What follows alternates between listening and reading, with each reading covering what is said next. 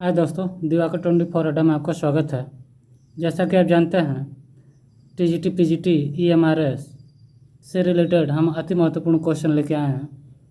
दोस्तों, पहला क्वेश्चन हम स्टार्ट करते हैं। प्रथम के सिरका वो कहते हैं। दोस्तों, इसका आंसर होगा एटलस। दोस्तों, आप सभी जानते हैं कि एक वयस्क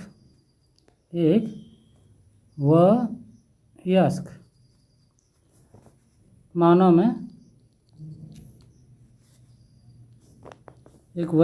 में रीढ़ की हड्डी में टोटल 26, लेकिन एक बच्चे की अगर बात करें, बच्चे की रीढ़ की हड्डी में तो होगा 33। क्योंकि आप जानते हैं सभी दोस्तों कि कुछ हड्डियां बाद में जाके मिल जाती हैं। ठीक है, तो जो पहली हड्डी होगी हम उसको क्या बोलते हैं? एटलस। अगला प्रश्न दोस्तों, व्यक्तिगत भेद इनके कारण होता है। तो दोस्तों फटाफट आंसर देख लेते हैं। तो इसका आंसर होगा दोस्तों पहला, वंशानुक्रम एवं वातावरण प्रभाव।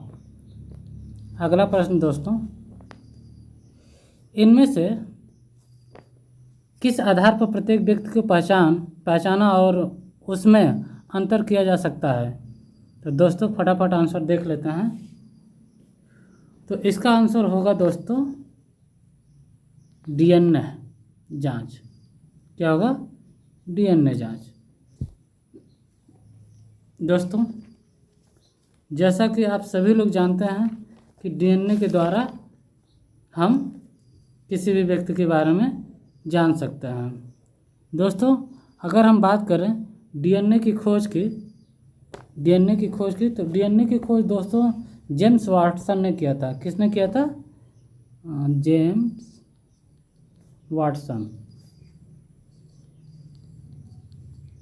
वाटसन ने एवं फ्रांसिस क्रिक ने वर्ष 1953 में किया था। 1953 में। ठीक है दोस्तों, इन लोगों को इस खोज के लिए नोबेल पुरस्कार से भी सम्मानित किया गया था। नोबेल पुरस्कार से कब सम्मानित किया गया था दोस्तों?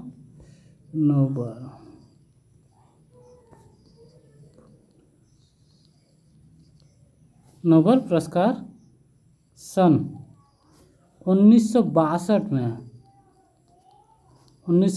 में प्रयोग किया जाता है। 1962 में इनको सम्मानित किया गया था। दोस्तों, अगला प्रश्न, हिज जॉइंट कब्जे के जोड़ का अच्छा उदाहरण है। हिज जॉइंट कब्जे के जोड़ का अच्छा उदाहरण है। तो दोस्तों इसका आंसर हो जाएगा उपयुक्त सभी। क्या होगा? उपयुक्त सभी, यानी घुटने का जोड़, कोहनी का जोड़, उंगली का जोड़। आप जैसे दोस्तों जानते हैं जो घुटना है हमारा, जैसे ये हमारा, ठीक है, ये हमारा घुटना यहाँ पे पटेला है और इसके बाद ये है रेडियस अल्ना। जैसे दोस्तों ये इधर की तरफ मुड़ता है, क्या ये इधर की तरफ मुड़ेगा? नहीं मुड़ेगा, क्योंकि ये एक ही तरफ मुड़ेगा। जैसे आप जानते हैं एक दरवाज़ा घर में कभी भी अगर इधर से खुल रहा है तो इधर खुलेगा, ना कि ये इधर भी खुलेगा। ठीक है दोस्तों, अगर ये इधर खुल रहा है तो इधर नहीं खुलेगा। ठीक है, तो ये सेम कोहनी में भी है। ठीक है, उंगली के जोड़ में भी है। आप देखेंगे कि आपकी जो उंगली है, ये पाम है आपके, जो आपके ये फिंगर है फैलेंजर, ये देखेंगे इधर मुड़ रहा है, लेकिन क्या इधर मुड़ेगा? नहीं मुड़ेगा। तो इसलिए दोस्तों ये क्या है? उपयुक्त सभी। ठीक है, इसका आंसर होगा 4। ठीक है दोस्तों, अगर हम कुछ और मान लीजिए, छोड़िए, अगला प्रश्न देखते हैं। अगला प्रश्न दोस्तों है, मानव शरीर में सबसे लंबी हड्डी कौन सी है? मानव शरीर में सबसे लंबी हड्डी कौन सी है? तो दोस्तों इसका आंसर हो जाएगा फीमर, उरुअस्थि। दोस्तों आप अक्सर क्वेश्चन में देखेंगे तो बहुत ही ऐसे उरु, प्रकदंडिका, अंतर्जंगिका, ये ब्रह्म, ये ऐसे ऐसे नाम है जो याद ही नहीं होता है। बट आप अक्सर देखेंगे जो नाम पूछता है वो उरु अस्थि करके ज़्यादातर देता है। क्यों देता है? क्योंकि लोग समझ नहीं पाते हैं। इसको उरु का मतलब ही होता है फीमर। ठीक है, उरु का मतलब ही होता है फीमर। दोस्तों आप लोग बहुत ही सोच समझ के आंसर दीजिएगा, और ये अति महत्वपूर्ण है दोस्तों, ये क्वेश्चन आपका अति महत्वपूर्ण है। अगला प्रश्न दोस्तों, रेडियस एवं अल्ना अस्थि किस अंग में स्थित होती है? जीवन की सबसे छोटी इकाई है। दोस्तों यहाँ पे 2 प्रश्न है और मुझे लगता है कि इसके जो पहले प्रश्न का जो ऑप्शन है वो हट गया है, तो मैं इसको बता देता हूँ। इसका आंसर होगा दोस्तों हैंड। जैसे अगर आपसे बोल दिया जाए कि इसका ऑप्शन, तो पहला ऑप्शन हो जाएगा आपका पैर, पैर में, दूसरा हो जाएगा आपका जांघ में, ठीक है, जांघ में, और तीसरा हो जाएगा दोस्तों हाथ में, और चौथा हो जाएगा दोस्तों छाती में। तो इसका अगर आंसर बोला जाए दोस्तों तो ये होगा हाथ में। क्यों होगा? आप जानते हैं कि जो हमारी रेडियस और अल्ना ह्यूमरस के नीचे वाली जो बोन है हमारी वो पाई जाती है, ठीक है, और कार्पल मेटाकार्पल जो आपके कार्पल हैं उससे ऊपर वाली, ठीक है, ह्यूमरस से नीचे और कार्पल से ऊपर वाली बोन जो है हमारी वो होती है अल्ना और रेडियस। इसके बाद दूसरा आंसर है दोस्तों जीवन की सबसे छोटी इकाई। जीवन की सबसे छोटी इकाई, तो जीवन की सबसे छोटी इकाई दोस्तों होती है वो है कोशिका। क्या है? कोशिका। ये दोस्तों अति महत्वपूर्ण क्वेश्चन है, और इसको अदरवाइज ये मान के चलिए कि ये हर बार क्वेश्चन में आते रहते हैं, तो इसको आप बहुत ही ध्यान से देखिएगा। अगला प्रश्न दोस्तों,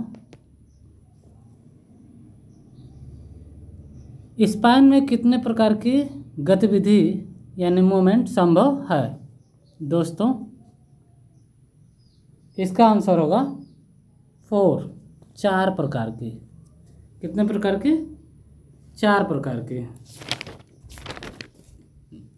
ठीक है दोस्तों, जैसे कि आप जानते हैं कि पहला जो हमारा होगा प्रसार, फर्स्ट हमारा है प्रसार, जिसको बोलते हैं हम एक्सटेंशन।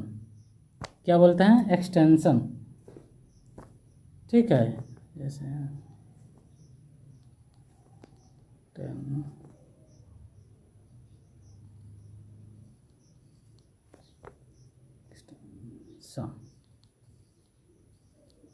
एक्सटेंशन। दूसरा हमारा होगा दोस्तों फ्लेक्शन यानी झुकाव।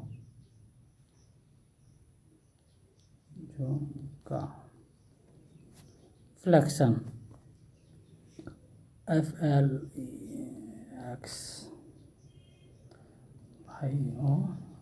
फ्लेक्शन।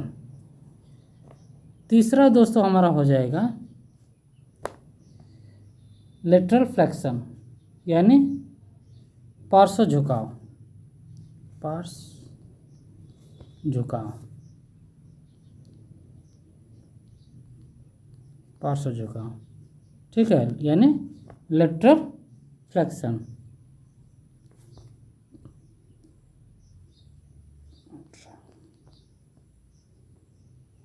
फ्लेक्शन, ठीक है दोस्तों।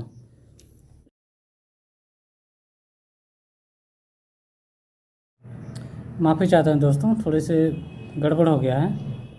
ठीक है, तो इसके बाद हमारा जो होगा 4 वो होगा जो हमारा 4 होगा वो होगा हमारा अच्छी घुमाव। क्या होगा? अच्छी घुमाव, अच्छी घुमाव।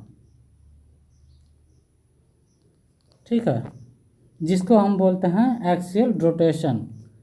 क्या बोलते हैं? एक्सियल रोटेशन बोलते हैं, एक्सियल रोटेशन, एक्सियल रोटेशन। ठीक है दोस्तों, अगला प्रश्न दोस्तों, कोशिका के चारों तरफ से घिरी होती है। दोस्तों, कोशिका चारों तरफ से घिरी होती है। फटाफट आंसर देखिए दोस्तों।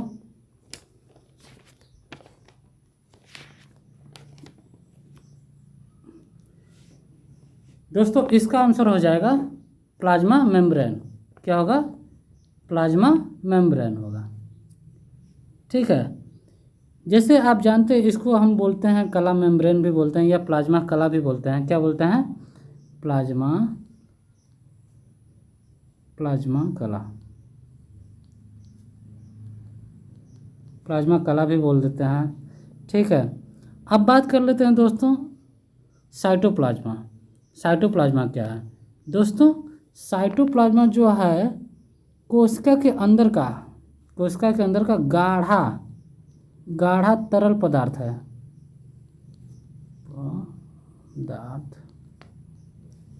पदार्थ है जिसमें माइटोकॉन्ड्रिया भी,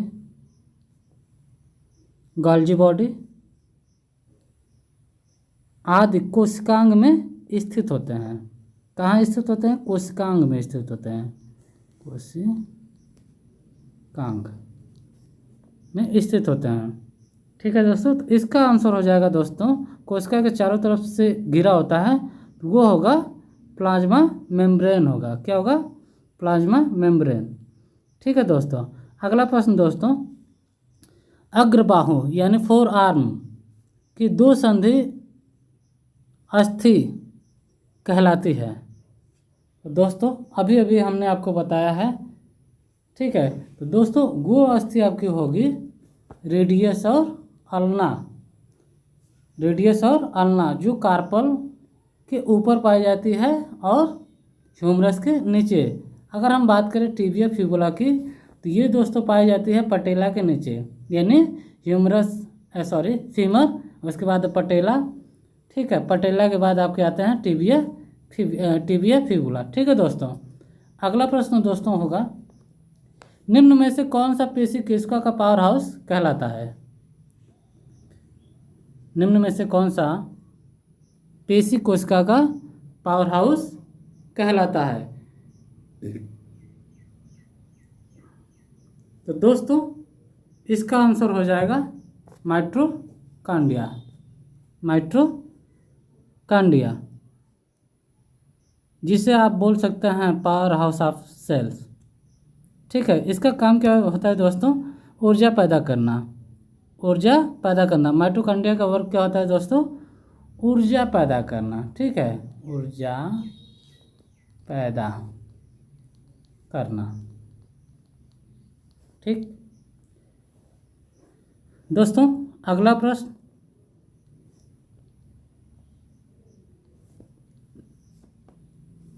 निम्न में से कौन सा पेशी कोशिका का पावर हाउस कहलाता है? ये तो हो गया दोस्तों। अगला प्रश्न हमारा है, मानव अस्थि पंजर के घुटने, हाथ और पैर में पाई जाने वाली अस्थि कहलाती है।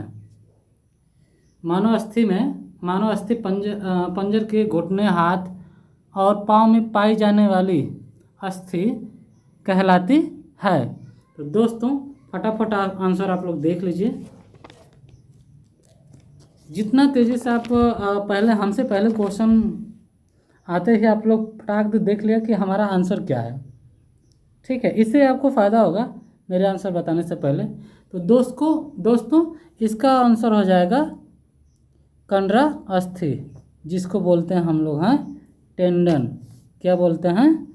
टेंडन भी बोलते हैं। ठीक है दोस्तों, जैसे आप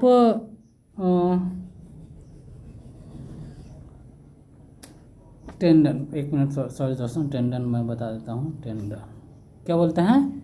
टेंडन बोलते हैं, टेंडन, ON।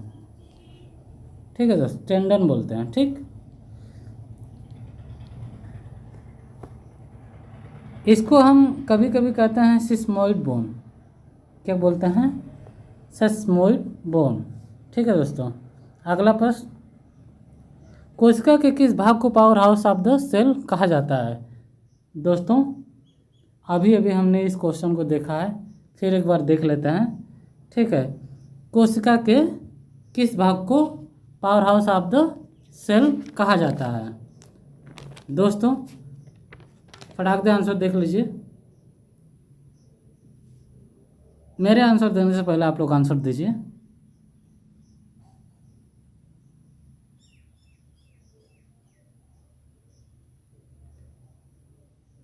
तो इसका आंसर हो दोस्तों हो जाएगा माइटोकॉन्ड्रिया। क्या हो जाएगा? माइटोकॉन्ड्रिया।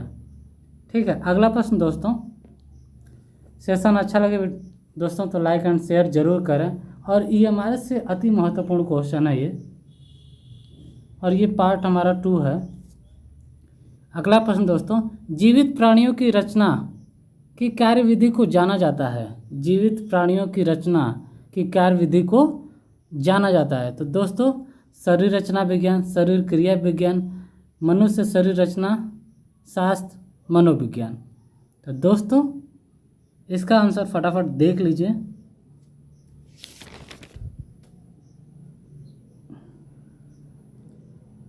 इसका आंसर हो जाएगा दोस्तों शरीर क्रिया विज्ञान। क्या होगा? शरीर क्रिया विज्ञान। ठीक है दोस्तों, अगला प्रश्न देख लेते हैं। किस संधि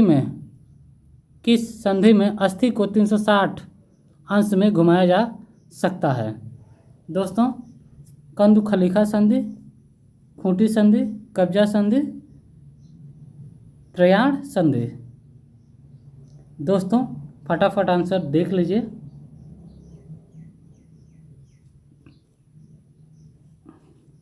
तो दोस्तों, इसका आंसर हो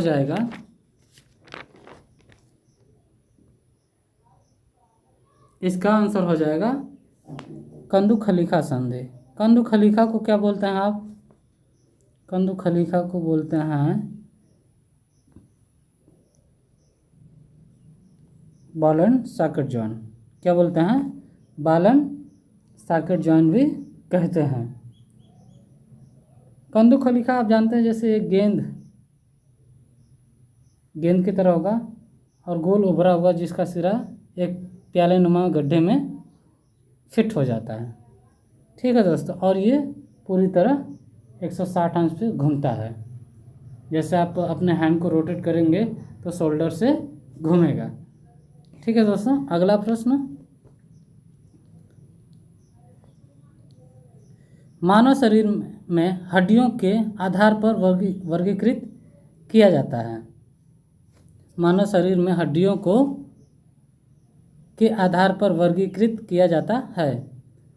रचना, आकार और आकृति, स्थान और जुड़ाव, जोड़ और हरकत। दोस्तों, तो इसका आंसर हो जाएगा आकार और आकृति, शेप एंड साइज। क्या होगा? Shape and size. दोस्तों, अक्सर आप लोग इस क्वेश्चन में कंफ्यूज होते हैं शेप एंड साइज में। ठीक है, अगला प्रश्न दोस्तों,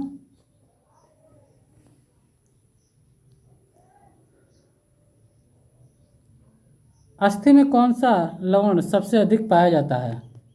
अस्थि में कौन सा लवण सबसे अधिक पाया जाता है? Magnesium chloride, calcium phosphate, sodium chloride, calcium carbonate. तो दोस्तों, सबसे अधिक पाया जाता है, फटाफट आंसर दीजिए आप लोग। मेरे आंसर देने से पहले मैं इसलिए रुक गया हूँ।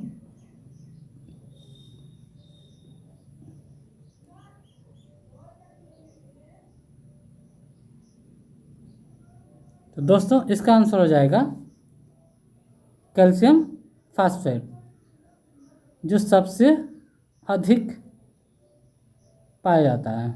ठीक है, कैल्शियम फास्फेट। अगला प्रश्न दोस्तों, कोशिका के अंदर गाढ़ा तरल पदार्थ होता है जिसे कहते हैं।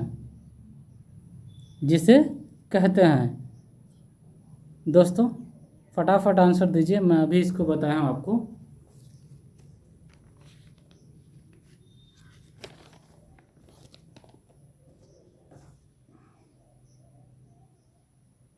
दोस्तों इसका आंसर हो जाएगा साइटोप्लाज्म। ठीक है, अगला प्रश्न दोस्तों, और ये हमारा आज का लास्ट प्रश्न होगा दोस्तों। निम्नलिखित में से कौन सी बॉल एंड सर्किट संधि है? दोस्तों मैं आपको अभी, मुझे लग रहा है तीसरा क्वेश्चन इससे पहले जो हुआ है वही क्वेश्चन है सेम, बस आंसर इसका थोड़ा सा आपको चेंज मिलेगा। चेंज का मतलब नाम चेंज है, आंसर चेंज नहीं है। ठीक है, तो इसका आंसर हो जाएगा दोस्तों, फटाफट आंसर दीजिए दोस्तों। तो इसका आंसर हो जाएगा दोस्तों, इसमें देखिए तीसरा ही आंसर होगा, बट इसके नाम थोड़ी सी गड़बड़ लिख गया है। तो यहाँ दोस्तों हो जाएगा कंधे की संधि। क्या हो जाएगा? कंधे की संधि। ठीक है दोस्तों, कंधे की संधि। ठीक है दोस्तों, सेशन अच्छा लगे तो लाइक एंड सब्सक्राइब जरूर करें, हम आपके आभारी होंगे। जय हिंद, जय भारत।